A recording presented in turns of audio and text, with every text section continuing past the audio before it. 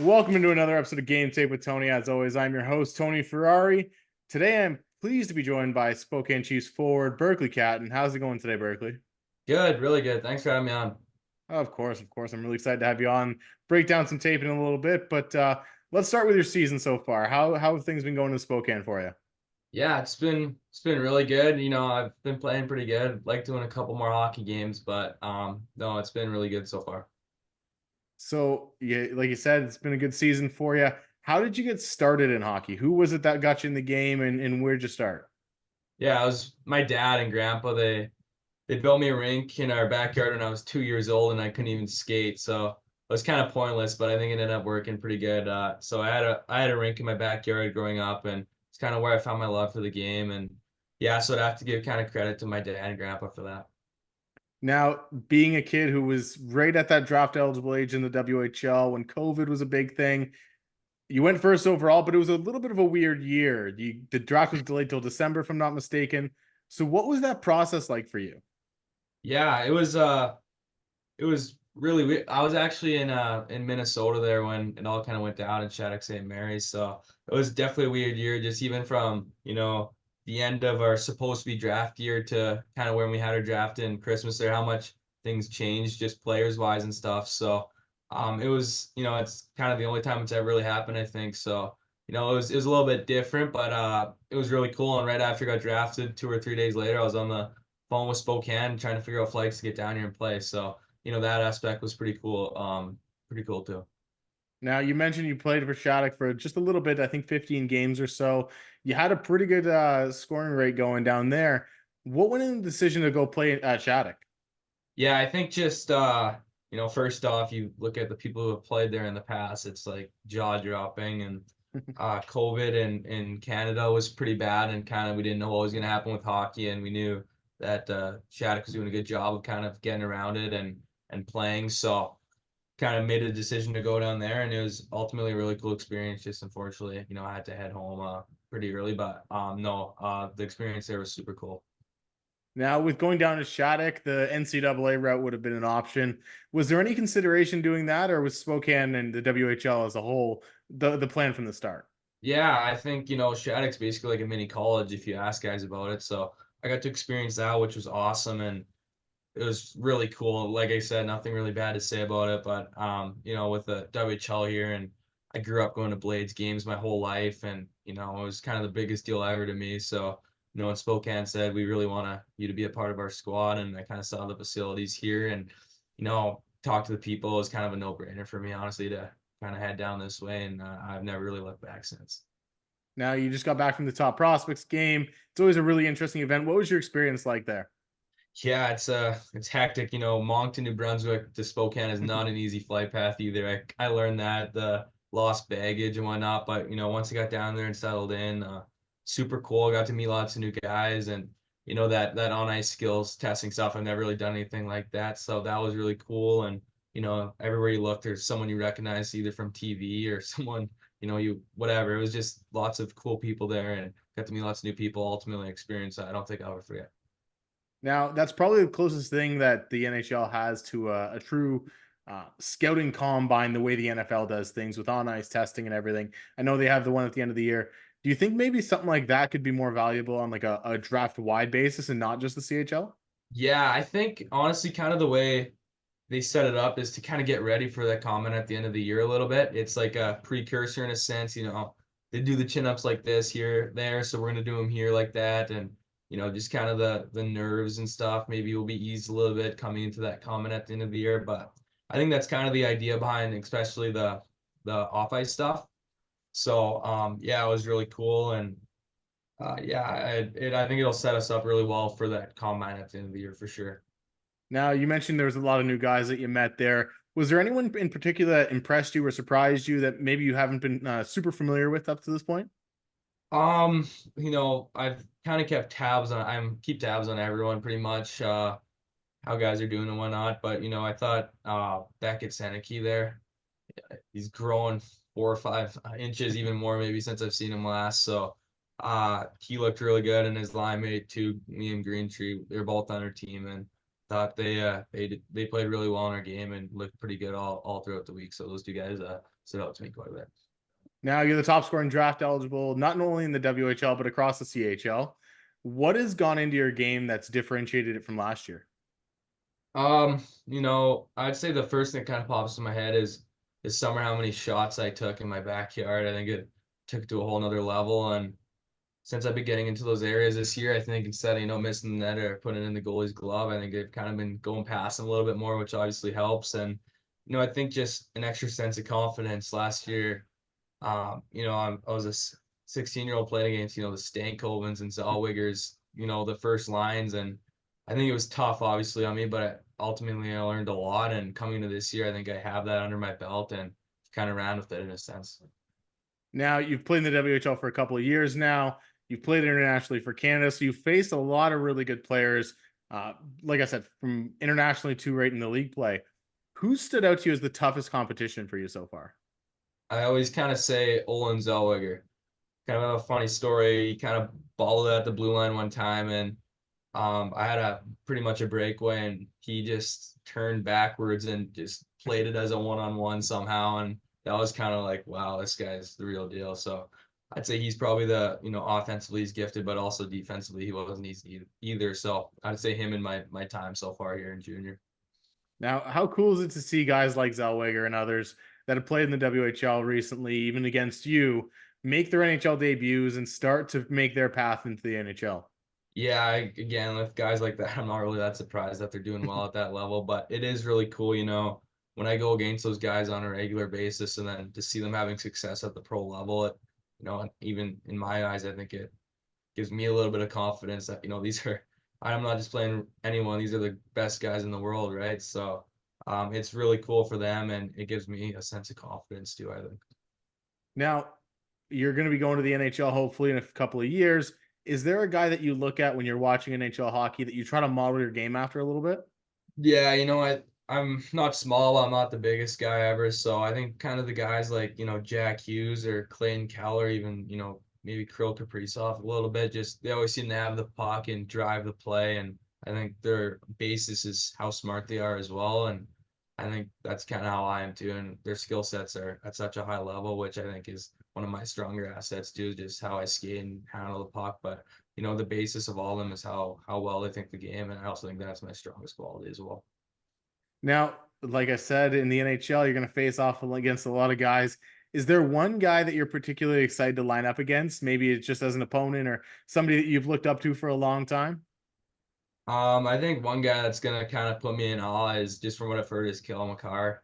Just how people say he just moves at like a different speed, and even I guess Nathan McKinnon, Sage Weinstein got he signed with Colorado there, so he said just like even compared to the other guys, they're moving at a different speed. So I think maybe playing Colorado and seeing those two guys flying around will be kind of an eye opener for me, for sure. Yeah, it's certainly. I feel like playing those guys is an eye opener for a lot of guys coming to the Yeah. NHL. Now let's take a dive into some game tape here. Here's a nice play where you get into the offensive zone, you kind of get around the net, and then the one thing I notice here is even though you're the late guy, you get a nice shot off here, and then you just keep fighting to find that rebound. And I think there's two or three shots that you take here before you score. Walk me through a play like this. Yeah, I think first off is an unbelievable pass from Connor Roulette and went through. I don't know how it got to me, but it was unbelievable. Then I think once I got it, it was just about getting it to the net, and I'm a pretty competitive guy, and I kept finding the puck, and I think I got 3 shots there. So once I got the last one, I knew I was going to put it home, and I think that just kind of comes from my competitive nature in a sense that play. Now, you mentioned earlier that you're not the biggest guy, but you're also not the smallest guy. You're competitive. How much does that kind of play into something like this? And how hard has it been for you to learn to battle through some of these bigger guys at the Yeah. WHL level? Yeah, I think honestly, my competitiveness and drive is one of my strongest assets as well. Even in practice, I think I'm one of the best guys at pushing myself and stuff. But, like you said, there's once you get to junior, especially, there's guys that are 6'4", 200 whatever pounds. So learning how to use my body properly and use my skating ability kind of has been two things I've learned kind of hopping from youth hockey to junior. Now, playing at that junior level, you have guys like Connor Roulette and others. Who's been a guy that you think is a little bit underrated on your team that deserves a little bit more love?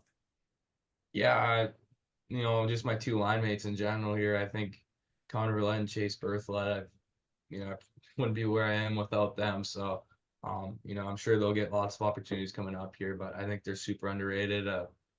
Chase works as hard as he possibly can every shift, and he's just a workhorse and makes plays. And Connor sees the ice extremely well and seems to always put the puck on my tape. So, just my two line mates, I think I'm gonna have to give a shout out to there. All right, this next clip I've got for you here. Another good play by you. There's so many times in the WHL and junior hockey where just awareness and timing of passes and different things like that makes such a big difference. Yeah, On a play like this, where you're able to kind of get that pass right off into the neutral zone, and then again here, battle at the front of the net and make another nice pass across the ice to Connor there.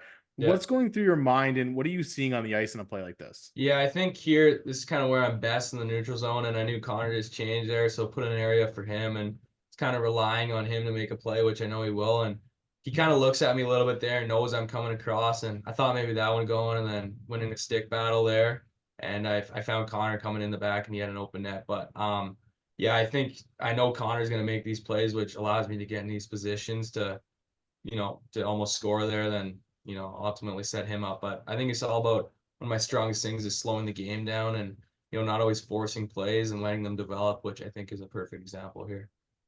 Now, one of the things through watching your game all year that I've noticed is you do a lot of the little things right. Like you said, right here at the stick lifts and different things like that. Yeah. What goes into working on little things like that? Because that's not necessarily something that comes from a grand drill with your entire team out on the ice in practice.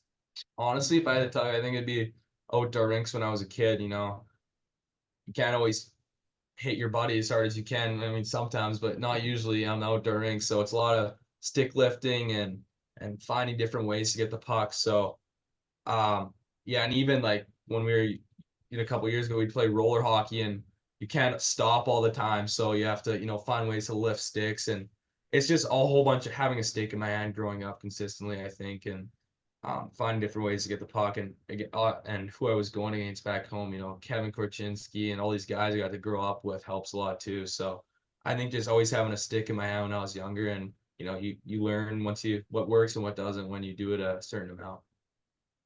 All right, now this play here I've got for you. It's a bit of a high IQ play where the puck gets worked around. Eventually, you end up at the side of the net, and there's a little bit of a flip play that kind of winds up getting batted into the net. You Yeah. you make a move there on the defender. You get kind of too deep, so you flip it up. What goes into your just thinking on a play like this, where you are kind of below the goal line, and then you have a teammate right in front of the net, but it's not necessarily the cleanest passing lane? Yeah, I think, kind of similar to the other play we had before when yeah, I kind of slip it there but before that Connor makes that great cross seam pass to get me the puck. And once you play teams a certain amount, you start to realize what guys do. And I kind of knew that he was maybe going to cheat a little bit up to that D man. So if I could get to an area in the front of the net, and then it was just all about getting it to the net. And I honestly tried to score that and Chase just again making another awesome play. But I think just getting to the scoring areas is such an important thing at this level. And once you get an opportunity, getting it to the net and making the best of it, which is something I think I've learned over these past couple of years, in junior for sure. Now, one thing you mentioned there is getting to those scoring areas, getting to the middle of the ice. It's so important at the WHL level, at the NHL level, wherever you're playing hockey. What have you done to work on that aspect? Because as a guy that isn't 6'3", you are 5'11", if I'm not mistaken, correct? Yeah. Yeah. So it's not always the easiest thing to battle through these guys. Is it strength time in the weight room? Is it learning to make those little slip plays where you're able to kind of slip by a couple defenders? What's going on there? Yeah, I think I have a good understanding of knowing where guys don't want the puck on the defensive side. When it's in a guy's feet or that kind of triangle area, it's not easy to defend. So if I can put it in a crappy area for them and a good area for me, I'm gonna take that all day. And I think again, going back to my skating ability, once I get the puck in those areas to kind of, use my skating ability to get around them, yeah, I think it's just kind of something, like I said before, just having a stick in my hand so much growing up. It's just kind of things I've learned. Now, whenever I do these little videos, I like to bring out plays that don't always happen, and Yeah. What's it kind of like to make a play where you're doing something that's so unorthodox with your body? It's not necessarily a position you're comfortable in, but you're still able to maintain body control and make the get the shot off. Yeah, I think I don't know if you remember, but the Halinka tournament against Switzerland in the third period, I had a play similar to this where I see he's kind of cheating with his stick there. So I just try and get it to the other side. And, in the game, you're not really thinking if I'm going to fall or not. But it was all about just, I saw his stick go there. So I just put it in an area where I could shoot it. And I think he tripped me up a little bit. And I was lucky to get a good shot off. But I think it all just started, with I think Chase actually flipped it over Connor's head and he was able to get it to me. And then again, I just saw his weight shift the wrong way. So I knew I had to make a play the other way. And ultimately, it worked out pretty well. Now, you talk about wage shifts, you talk about reading the guys on the other team and how they're doing things. What goes into that? Is there a lot of video work that you do to try to just kind of pre-scout teams or anything like that? Or is it just reading and reacting on the ice? Yeah, I think it's reading and reacting ultimately. But growing up, I was always doing, pep stuff and always kind of just seeing sticks and what to do if they're in a certain area with a whole bunch of pros telling me what to do. So again, just like growing up, it's all hockey's all I ever really did. So I kind of figured these things out as I went. And yeah, like I said, after practice, I'm always playing keep away with guys on my team, and sometimes just for jokes, but it's kind of where you learn stuff. Where if a guy leans one way, you go the other. So yeah, I think it's just something I maybe am gifted with as well, a little bit in a sense. But I think it's definitely mostly from practicing it a lot. Now, we've talked about that you're not the biggest guy on the ice, so the power element isn't always part of your game, but you do flash it every once in a while and showcase some pretty good power in your game. The ability to kind of drop your shoulder, lean into a defender, and get by them like this play here. What goes into that aspect for you? Is it just good edge work? Is it understanding that you're able to kind of get to the inside edge, or what's going on a play like this? Yeah, so to start here, I think kind of where I said I put it in a weird area for it might not look like it, but I put it in an area in front of him where it looks like he can almost swat it away, and I think that gets him off balance a little bit. And I think I'm an elite skater, and once I kind of saw his weight off balance there, I just took advantage of it and drove the net pretty hard, put my shoulder into him, and put a puck in a good spot where I thought I could wait. And then I got to the net, and Ratzlaff's an unreal goalie, but I just thought maybe if I could outweight him, it would work, and it ended up working pretty well. Now, patience is everyone's always talking about pace, pushing the pace, getting fast, getting speed in the game today. But patience plays such a big role. What have you done over time to work on being patient on the ice while still being able to kind of push the pace and play at a high speed?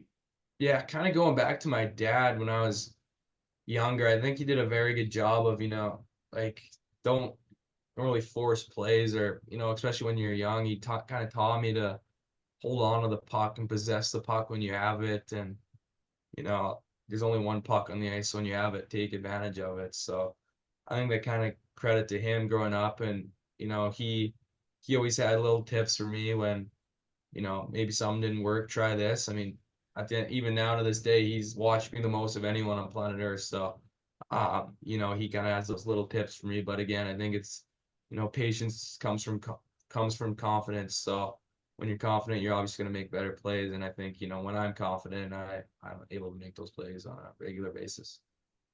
All right, this last clip I have for you here. It's a nice job of playing the puck well under duress. You're not going to have time and space in the NHL like you do in the WHL, and I mean, I'm sure moving up from minor to the WHL, you saw that eliminated as well. So being able to make a pass while the defender's closing in on you like this along the boards, getting the puck to the inside. What have you done to kind of become a bit better in this aspect as well this year?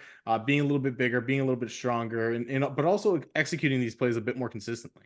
Yeah, I think it all starts from the D zone. I think, first off, I was under the puck the whole time pretty much, which allowed, my teammates to make plays. And my if you watch sometimes my head, I'm always kind of looking all over the place, kind of scanning.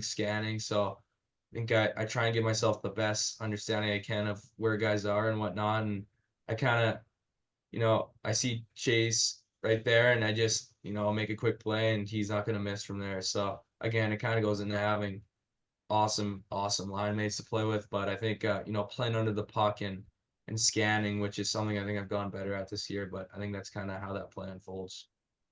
Now, you talk about scanning, and we can see you do it in the defensive zone here, and even once you get to the offensive zone, just understanding where everyone is on the ice. How important is spacing to you, and understanding not to be too close into your teammates, or to like spacing yourself out from defenders as well? Yeah, I think, honestly, sometimes I don't mind when there's a defender right on me because, I think that's where I'm best and that's where I can make plays. But kind of when you said teammates there, I think that's the biggest part. If you're all three in the same area, it's pretty easy for a team to defend. And I think, our line, especially getting to play with them all year here, we kind of learn where we are at certain times and how to space each other properly and, how to create. So, yeah, again, it's just from trial and error, honestly, and getting to play with guys a certain amount. But it's been pretty cool. All right, now we're done with the game tape stuff, but you did mention that you played earlier this year at the Helinka. It was a great tournament for you. You were one of my favorite players to watch there. What was it like pulling on that Team Canada sweater? I know you've done it a couple times now at the U17s and then at the Helinka. What did it mean for you? Yeah, it's that's honestly like no other feeling really. You grow up watching the World Juniors and the Olympics when I was young, and all this stuff, and you see all these guys, Crosby and guys you look up to wear the jersey, and then you get to throw it on. It's really surreal, honestly. The only way we could put it, and I think everyone will kind of say your game elevates to a whole nother level when you're representing your country. So Now, it's your draft year. It's a big year for you. How much do you actually pay attention to the draft coverage, the rankings, and all the different things that come out? yeah, with social media and chatter in the locker room, it's almost impossible not to hear things. But I think it's some people have you ranked higher than you think, or whatever, or lower, or whatever you think. But at the end of the day, it's kind of how you handle it yourself. I'm the one who's going to go and play, so not someone who's ranking me, right? So it's all about just me, and it's not taking anything to heart really too much. Just kind of going and playing my game. It's never really been an issue once I get on the ice, but it's been different off the ice when you see all this stuff. But once I'm on the ice, it's just the same old game since I was playing on the backyard rink when I was 2 or whatever. It's the same thing, but it's definitely been a little different off the ice, just learning how to handle it. But it's a learning experience for sure. It's been good though.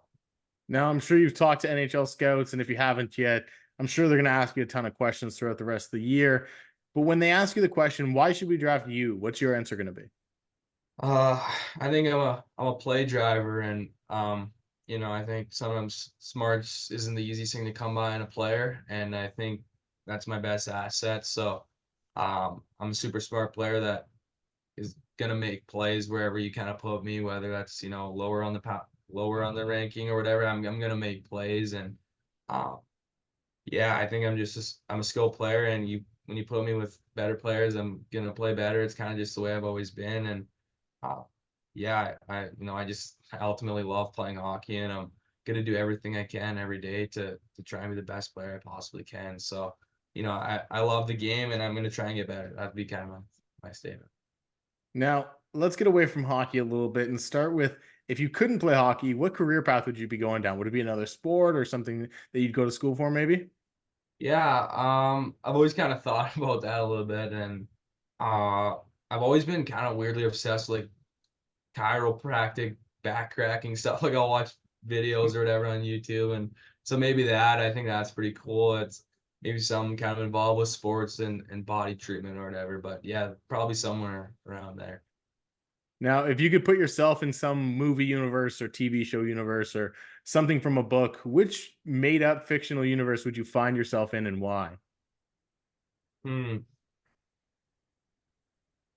I just kind of watched Avatar recently, so that's pretty cool. They're like 7 feet or whatever, however tall they are, so that would kind of be cool, and they live a pretty cool life. So maybe that.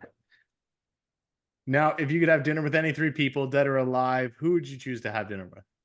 Uh, this is kind of similar to that golfing if you had a foursome kind of thing, Mhm. right? Who would you go with? Yeah, I've answered. I'd say Kevin Hart. I think he's absolutely hilarious. It's a good one. Um, Wayne Gretzky, obviously, just the greatest hockey player ever. And probably Brad Pitt. I think he's a stud, and I love lots of his movies. So probably those three guys.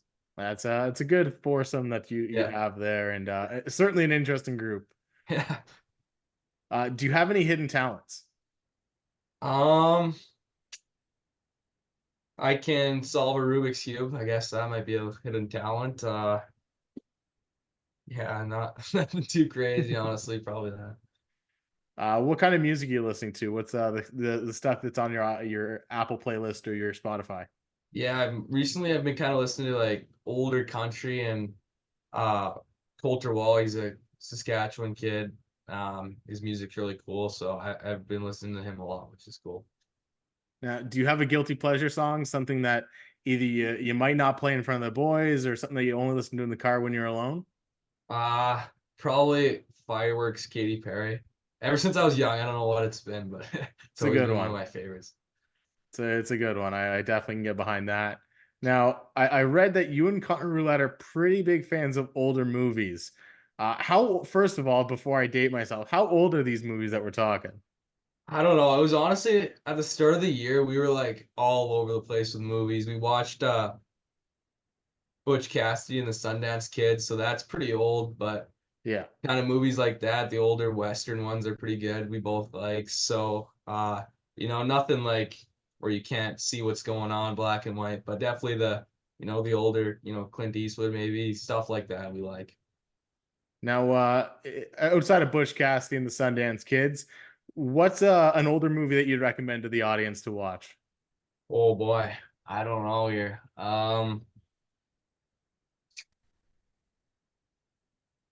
Hmm.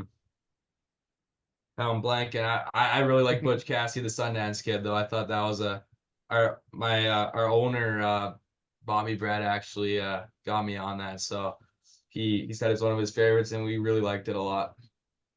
All right. I really appreciate you doing this, Berkeley. This was a lot of fun. Getting to know you a little bit on and off the ice and the way you think the game. Yeah, thank you very much. It was fun.